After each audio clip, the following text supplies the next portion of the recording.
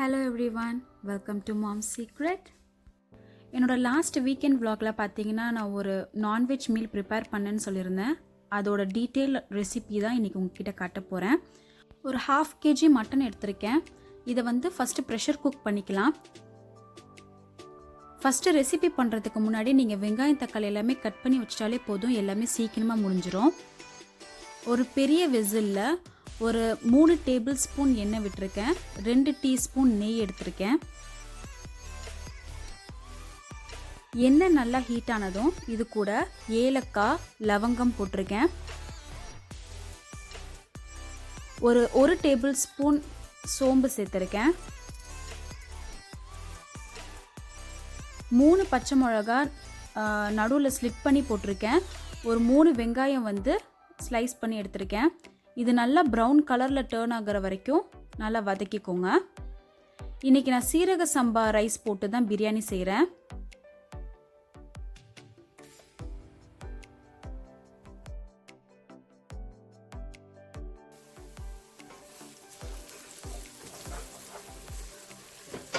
வெங்காயம் நல்லா ப்ரௌன் கலரில் ஆனதுக்கப்புறம் இது கூட ஒரு 1.5 தக்காளி வந்து ஸ்லைஸ் பண்ணி போட்டிருக்கேன்.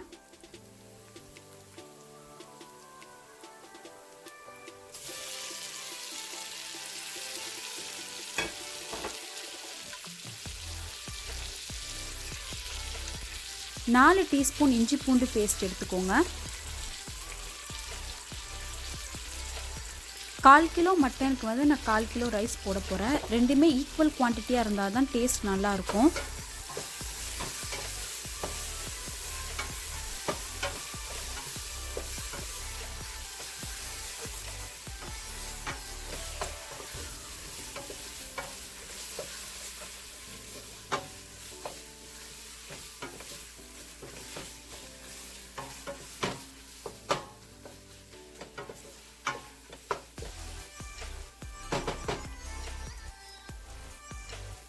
இஞ்சி பூண்டு விழுதோட ரா ஸ்மெல் போகிற வரைக்கும் வதக்கிட்டு அதுக்கப்புறம் ஒரு 3 டீஸ்பூன் தயிர் எடுத்திருக்கேன்.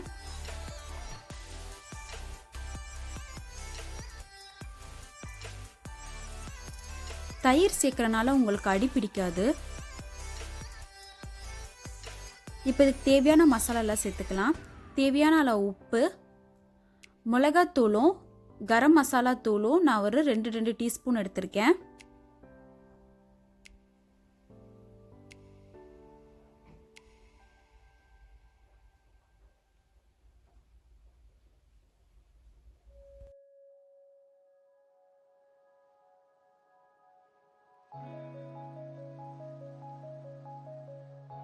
வேக வச்சிருக்க மட்டனோட தண்ணியும் மெஷர் பண்ணிவிட்டு எக்ஸ்ட்ரா உங்களுக்கு எவ்வளோ தண்ணி தேவைப்படுமோ அது எக்ஸ்ட்ரா எடுத்துக்கோங்க.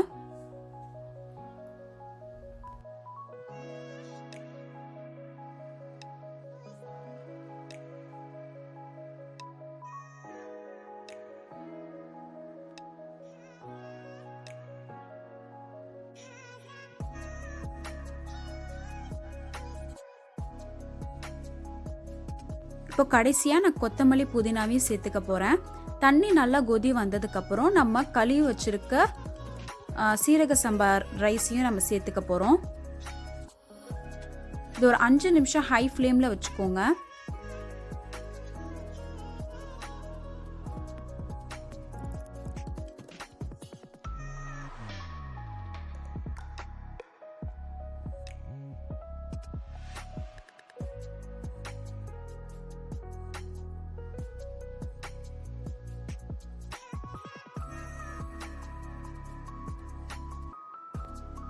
அஞ்சு நிமிஷத்துக்கு அப்புறம் ரைஸ் கொஞ்சம் ஒரு 25% வெந்திருக்கும். இந்த டைமில் நம்ம வந்து அலுமினியம் ஃபாயில் இல்லைன்னா ஈரத்துணி போட்டு தம் போட்டுடலாம். அடுப்பை வந்து இப்போ ரொம்ப லோ ஃப்ளேமில் வச்சுக்கோங்க. ஒரு 10 to 15 நிமிஷம் லோ ஃப்ளேமில் குக் ஆகிடுச்சுன்னா ரைஸ் நல்லா வெந்துடும். உங்களுக்கு வந்து ரைஸ் ஸ்டிக்கியாக இருக்காது.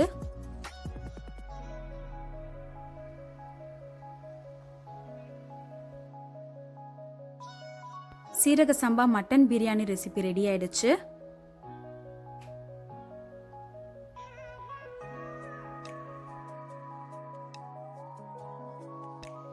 நெக்ஸ்ட் நான் ப்ரான் ஃப்ரை பண்ண போகிறேன். இதை நீங்கள் ரெண்டாக கட் பண்ணி யூஸ் பண்ணிக்கலாம், இல்லை ஃபுல்லாக கூட யூஸ் பண்ணிக்கலாம். இந்த ப்ரான் ஃப்ரை பார்த்தீங்கன்னா கொஞ்சம் டிஃப்ரெண்ட்டாக பண்ண போகிறேன்.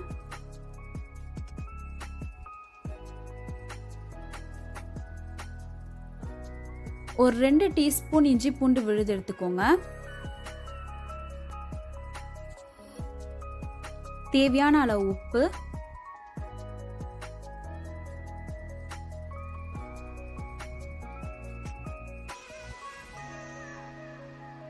கரம் மசாலா 1 டீஸ்பூன்,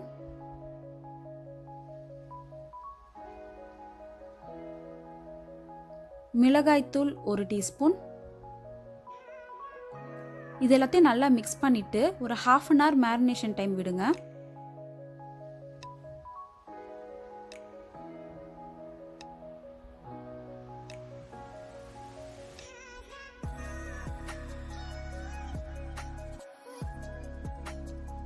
ஒரு இரும்பு கடாய் எடுத்திருக்கேன். இதில் 2 டேபிள் ஸ்பூன் எண்ணெய் எடுத்துக்கோங்க. எண்ணெய் நல்லா சூடானதுக்கப்புறம் ஒரு 1 டீஸ்பூன் கடுகு, கருவேப்பிலை எடுத்துக்கிறேன். நம்ம மேரினேட் பண்ணி வச்சுருந்த ப்ரானி இதில் சேர்த்துக்கலாம்.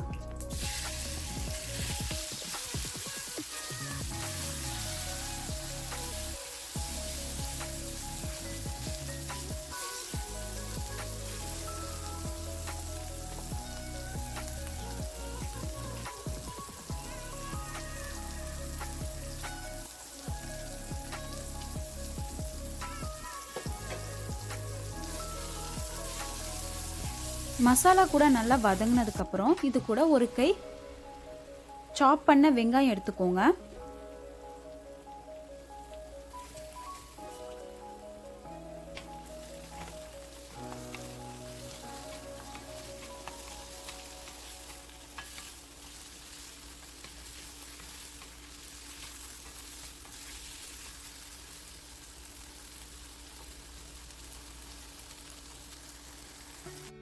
பாதி தக்காளி சேர்த்துக்கோங்க.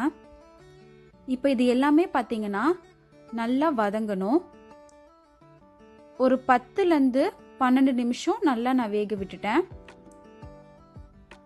எண்ணெய் பிரிஞ்சு வந்துருச்சுன்னா இந்த ரெசிபி ரெடி ஆயிடும்.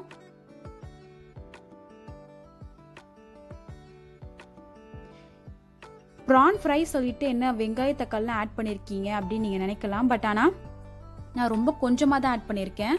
அதோட ஃப்ளேவர் எல்லாம் போயிட்டு நீங்கள் பார்த்தீங்கன்னா கடைசியில் அது ஃப்ரையாக இருக்கும்.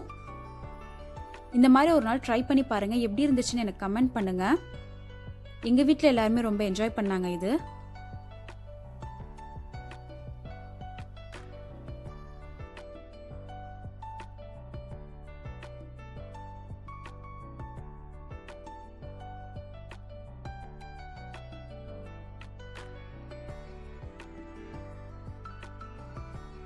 கடைசியாக நான் நண்டு மசாலா பண்ணேன். இந்த ரெசிபி நான் ஒரு புக்கில் பார்த்து பண்ணேன். ஒரு இரும்பு கடாயில் 2 டேபிள் ஸ்பூன் எண்ணெய் எடுத்துக்கோங்க. 1 டீஸ்பூன் சோம்பு, கொஞ்சோண்டு கருவேப்பிலை சேர்த்துட்டு இது கூட சாப் பண்ணி வச்சிருக்க 1 வெங்காயம் நான் எடுத்திருக்கேன். 3 பச்சை மிளகா குட்டி குட்டியாக கட் பண்ணி வச்சிருக்கேன். வெங்காயம் வந்து நல்லா ப்ரௌன் கலர் ஆகிற வரைக்கும் வதக்கிக்கோங்க.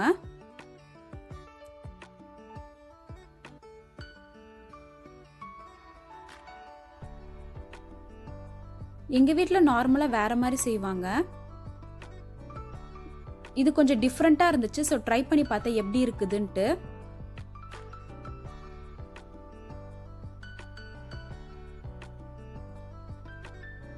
சோம்பு, பச்சை மிளகா, தேங்காய் 3யும் அரைச்சி எடுத்துக்கோங்க.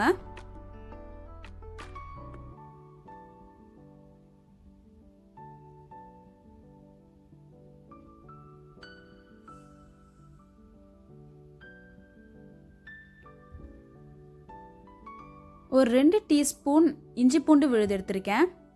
இந்த ரா ஸ்மெல் போகிற வரைக்கும் நல்லா வதக்கிக்கோங்க.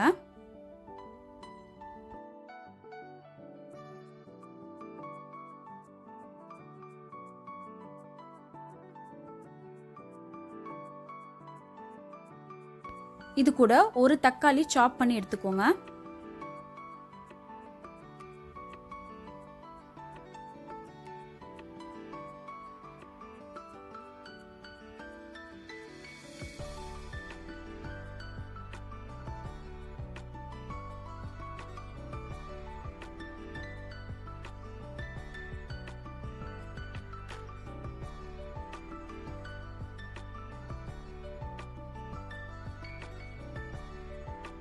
இப்போ தேவையான அளவு மசாலா சேர்த்துக்கலாம். உப்பு வந்து தேவையான அளவு எடுத்துக்கோங்க. மிளகாய்த்தூள் 1 டீஸ்பூன், தனியாத்தூள் 1 டீஸ்பூன். நான் சேர்த்துருக்கிறது பார்த்தீங்கன்னா மிளகாய் தனியா சேர்த்த பொடி தான் இது. இது ஒரு 2 டீஸ்பூன் சேர்த்துக்கிட்டேன். நம்ம பச்சை மிளகாவும் அரைச்சி போடுறனால நீங்கள் மிளகாத்தூள் கொஞ்சம் கம்மியாகவே சேர்த்துக்கலாம். இது எல்லாத்தையும் நல்லா வதக்கிட்டு கொஞ்சோண்டு தண்ணி சேர்த்துக்க போகிறேன்.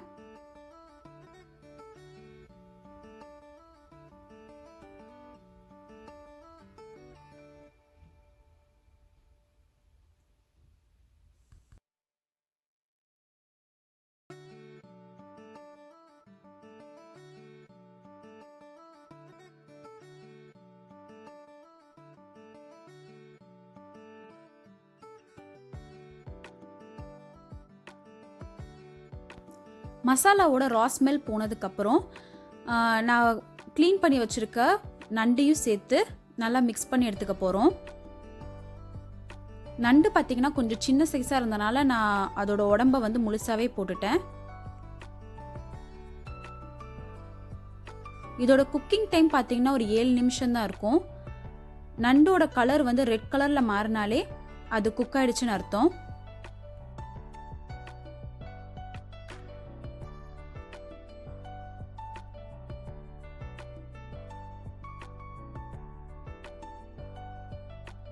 உப்பு டேஸ்ட் பண்ணி பாருங்க, பத்தலைன்னா இன்னும் கொஞ்சம் சேர்த்துக்கோங்க.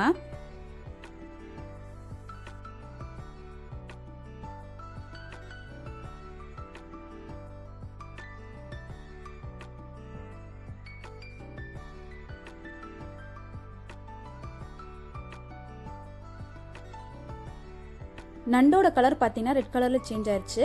நண்டு வந்து குக் ஆயிடுச்சு.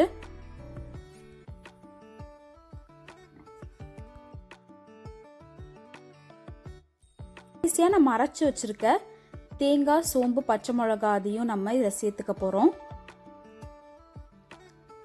இதில் சேர்த்து ஒரு 2லேருந்து 3 நிமிஷம் வரைக்கும் குக் பண்ணால் போதும்.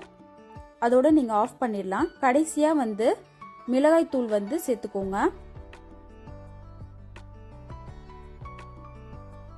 நார்மலாக நம்ம வீட்டில் செய்யும் போது தேங்காய் சேர்க்க மாட்டோம். கொஞ்சம் டிஃப்ரெண்ட்டாக தான் இருந்துச்சு இந்த கிரேவி. நீங்களும் இதை ட்ரை பண்ணி பார்த்துட்டு இருந்து எப்படி இருந்துச்சுன்னு சொல்லுங்க.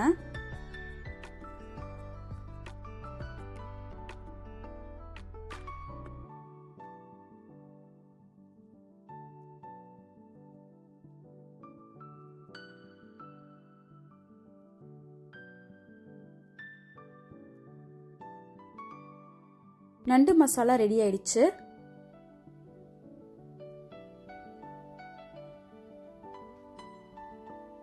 ஸ்டார்டர் வந்து நான் மட்டன் சூப் வச்சுருக்கேன்.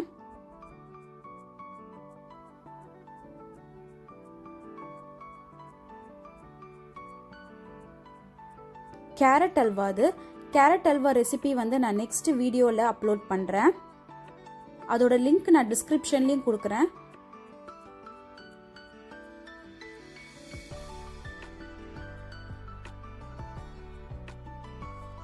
கத்திரிக்காய் மசாலா பிரியாணிக்கோட சைட் டிஷ் இது. இதோட ரெசிபியும் நான் தனியாக லிங்க் கொடுக்குறேன், டிஸ்கிரிப்ஷனில் செக் பண்ணிக்கோங்க.